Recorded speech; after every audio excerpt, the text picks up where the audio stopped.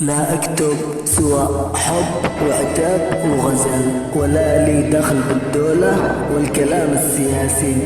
أراعي نعمة الله علي من دوني عادينا مخلوق، وأكون أمشي رافع راسي على أصدقائي عيال شباب وبنات. أكتب من خير وشر وما يقول لي إحساسي، وشي من أساسي وكان ما لي علاقة فيه. أدخل نفسي في مشاكل واخسر أهلي وناسي.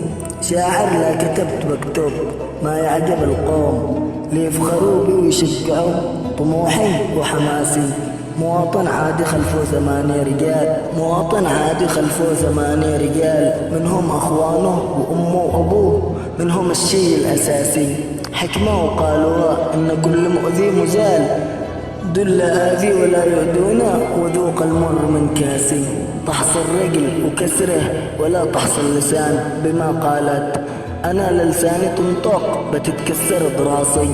مخليها على الله وضع الخلق للخالق، كل من عقله في راسه لكن نصح الناس أنا اختصاصي.